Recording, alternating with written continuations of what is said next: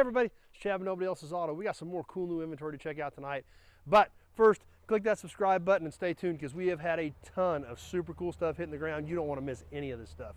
Old Chevy station wagon, some old two-door hardtop Lincolns, an old milk truck, a Chevy truck, a Dodge truck, a cool Studebaker hardtop, even a Continental Mark II. So some really neat stuff coming up. Hit that subscribe button. You don't want to miss any of this stuff. But tonight we're going to check out a pretty slick old 56 Chevy Sport Sedan. This car's been sitting for a long time, but it's really not in terrible shape. No motor or tranny in it. It may still even have a future, I'm not sure. But let's see what Chevy had to say about these cars in 1956.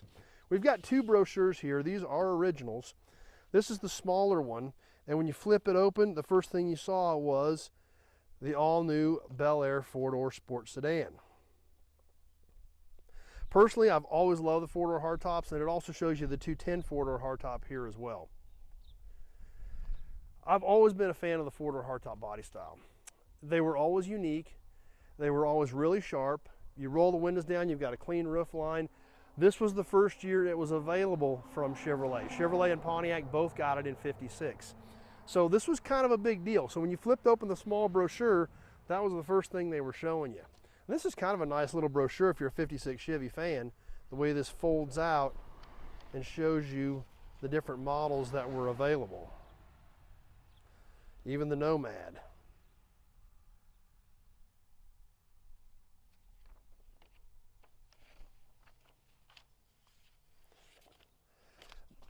But let's get into the regular brochure and see what they had to say about the 56 Sport Sedan. There again, as soon as you open the first page, it's being highlighted.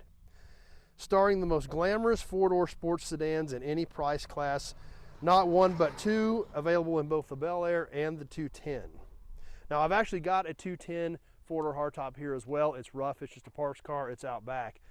But this car here, I thought was really a pretty good looking car and in pretty decent shape considering it's an original car. We can see with the windows down, the doors open, how clean the lines were on these four-door hardtops. And here with the windows down and the no pillar in there, again, this is the first thing inside the regular 56 Chevy sales brochure. Hardtop glamour, four-door convenience, the low sweeping flare of Bel Air styling for 56. Behold the sport model sensation of the year. Inside, luxurious comfort, plenty of room for six, and a promise of sheer pleasure behind the wheel. Notice how the rear doors are hinged to sturdy body members. That's the key to sport sedan styling, giving you virtually unobstructed vision all the way around. So that was another big thing. Basically, this is your only blind spot, this narrow C-pillar, because the windows could be all rolled down. You had great vision all the way around it. This brochure is really great. It has all the different models in it. It shows a lot of the different colors that were available. These old brochures are amazing. It really kind of helps tie the story of the cars together as we're looking at them.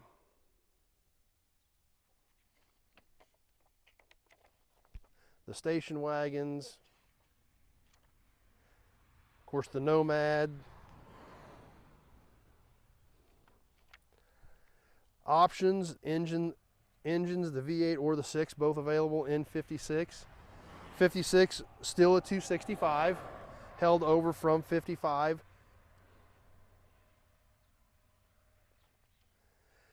And show some of the more specific mechanical features and things like that that they wanted to promote on the 56 Chevy. The body structure designs, all the selling points of the 56 Chevy that they wanted to show you.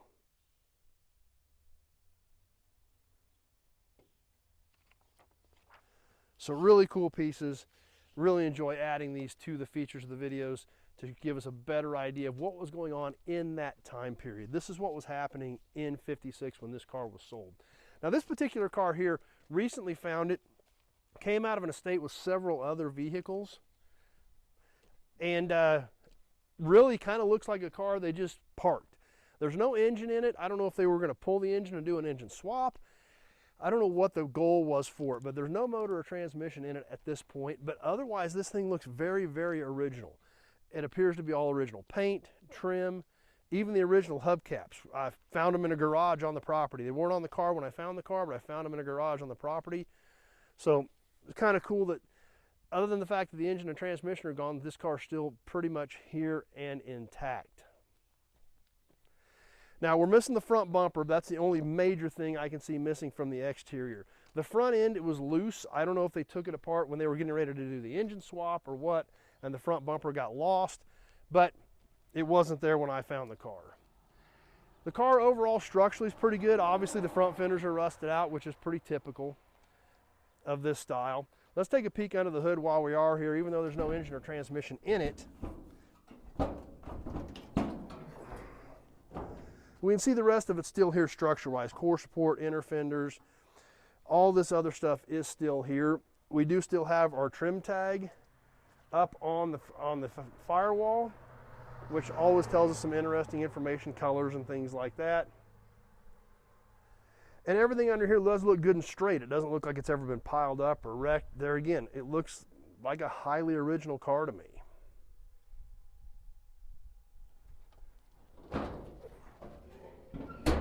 We are missing the bow tie from the front of the hood. The V is there, the hood ornament is there.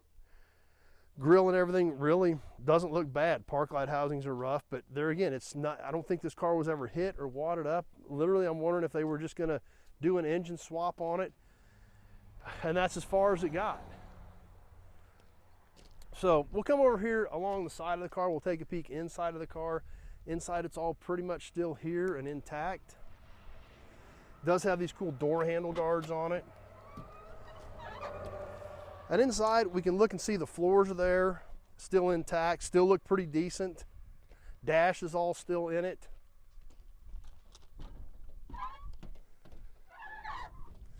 And really looks pretty decent. This car actually has a padded dash in it, which is not all split out, amazingly enough.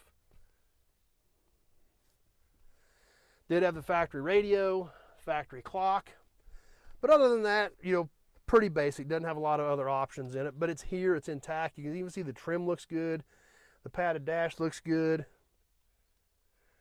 All this interior trim for this four-door hardtop that follows the lines back there, it's all here. You know, that stuff's really tough to find. And like I mentioned, you know, the floor pans are intact. This car does have some rust in it in the rockers and some in the rear door jambs, but floors are here and structurally it looks good. But if somebody were to build it, it would require some rust repair for sure. In the back seat of these cars, as we open this rear door, we can see how obviously there's no pillar there. It's all open. And that's really what makes these cars so stylish to me. And in the rear, there again, floor pans are here and intact. Seats are here. Just mainly the rocker panels and up into the rear door jambs is where the rust damage is at. But even inside of this car, when we look at this four-door hardtop trim, the way it flows back here, curves into here, and basically ties right into the trim for the back glass. This was all done with amazing design, thought, made it flow, made it look fluent. And that's, you know, the fluidity of how this all flows together is really what I think makes these four-door hardtops stand out as a pretty unique car. And they have it on the outside as well. Just like we looked at the way it flowed inside, it flows out here, it comes down here, ties all this together, comes down from the windshield and then spreads out around the back glass with this small little piece here with all these angles to really make it kind of pop with the design. Around the back of this whole 56, there again, it's here, it's intact. It's bumped over here on this quarter panel a little bit, so it looks like something maybe backed into it over here on the side. Nothing serious, but would need to be straightened out. It's got the rear bumper overrides on it, which is kind of a cool piece. And in the trunk, some rust in the spare tire well and a little off to the side, but there again, overall, it's intact. Yes, it needs a little bit of patching, but it's here, it's intact, and it's something to work with.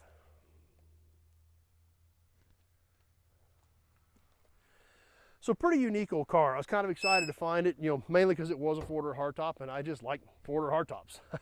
You know, I think these late 50s GM cars especially, just like we looked at the little design features of the way that roof line flows to make that stand out, there again, that was a lot of thought process to make that stuff look clean and nice. Have the versatility of the four-door, the style of the hardtop, and they just really stood out, and you don't see a ton of them. You know, I don't know if they weren't extremely popular when they came out, but there again, it was a first-year car, it was a new design, maybe people didn't trust it. They got more and more popular as things went into the 60s, but these first early four-door hardtops, you don't see a ton of them. So I thought it was pretty cool.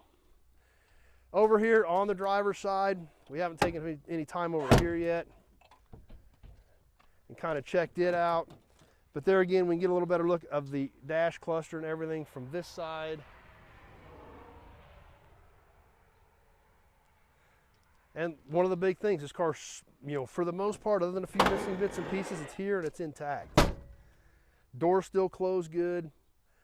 A lot of good things about this car. Now, worst case scenario, we may part it out, but I still think somebody may have some ideas for this car. Especially, like I said, original paint, and you can see how these doors close. We'll check these out as we come around over here. Still really solid, just like they should. So, neat old car.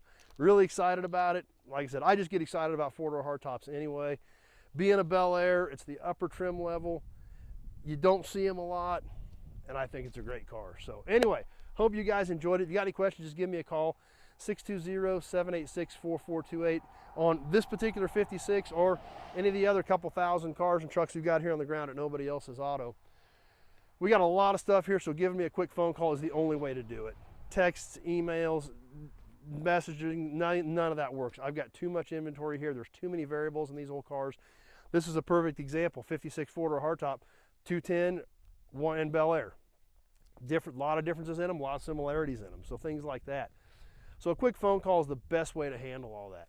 So give me a shout if you're interested in the 56 or you got any other questions about anything we've got here. Like I mentioned earlier, stay tuned. We've got a ton of killer stuff coming up. You don't want to miss any of it, so click that subscribe button. Click that notification button. We do a lot of cool live stuff on here. You don't want to miss any of that. Hope you enjoyed the old 56. Stay tuned. A lot more cool stuff coming up. Thanks for watching, everybody. We'll see you soon on the next video.